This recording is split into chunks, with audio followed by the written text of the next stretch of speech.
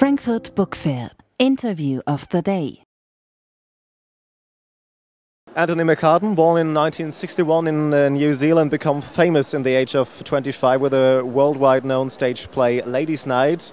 Moreover, you're a successful author, and nice to have you here. Thank you very much. Always wonderful. Anthony McCarten, your new novel, which is just released here in Germany, is titled Show of Hands. What is the book about? It's about a contest to win a car, and the rules are that, and they're pretty brutal rules, you have to stand with one hand on the car, not lean on the car, for longer than anybody else. If you do so, then you will win the car. It's all about last man standing. It's an endurance contest, and it's based on a real event that took place in 1988 in New Zealand, where people broke a world record for this thing. They went over 5.5 days standing around, and this is the start of the idea for the book.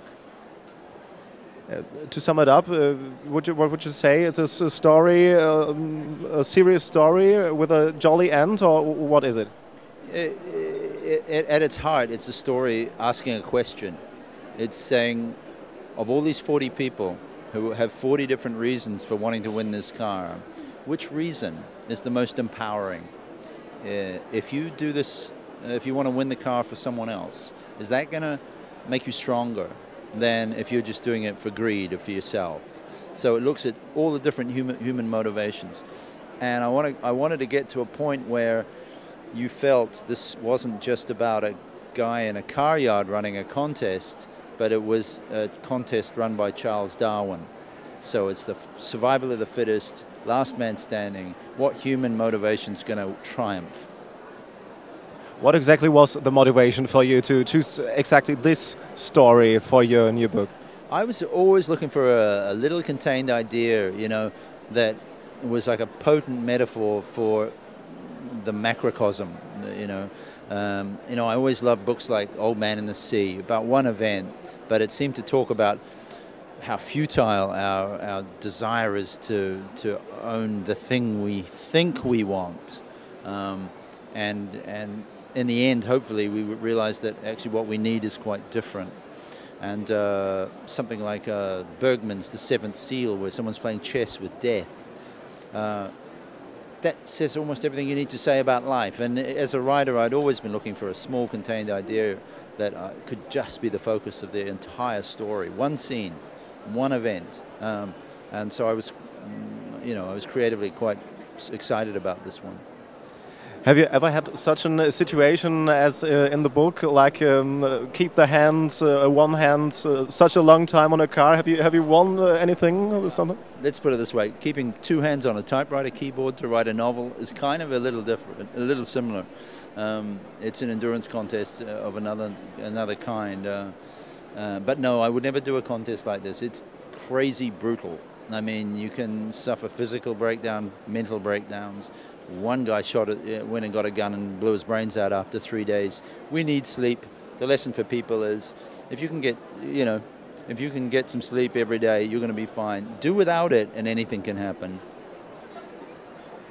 The San Francisco Chronicle said in a review that you can write stories in such a sad way that makes the readers feel a bit hurt. Is it the way that you want? My only ambition is to try and represent the normal balance of comedy and drama and tragedy that every life embraces. I don't want to write stories that don't have any comedy in it, because to do so would be to be untrue to life. If we talk for 10 minutes, one of us is going to make a joke, right? But you can read whole novels and no one makes a joke. This is not lifelike. So I'm not trying to twist or do something new. I'm just calling it as I see it. How much time have you spent writing this room and this novel? This novel was a tricky one because, seemingly nothing happens. That's a nightmare for a writer. You can't reach for easy incident or an adventure or a run through a city. It's not Da Vinci Code. There's no one's trying to shoot anyone, you know. So to keep drama and tension was very tricky, very tricky. This is one of the hardest things I've ever had to write, but very satisfying. I've heard about plans because of a new book in spring 2010. Could you tell something about it? Yeah, that book's already done. Actually, I'll tell you a funny story. It's called Spinners, and Benedict Wells just released a book called Spinner.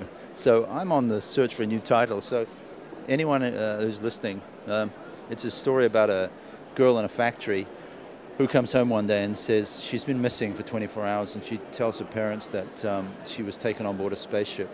A few weeks later, she finds out she's pregnant, but she's a virgin. How can she be pregnant? What's your book near your bed at the moment? What are you reading these times? On maybe have you found a nice book here on the book fair? What you would like to read? Yeah, no, I brought a whole bunch of books with me. I tend to travel. I've a toothbrush and a couple of books is my traveling companion. So I'm reading a biography of John Cheever, the American short story writer, enjoying that. Some essays by Saul Bellow, who's probably my great literary hero. It keeps me amused. Thanks very much for the interview. Thank you. Great.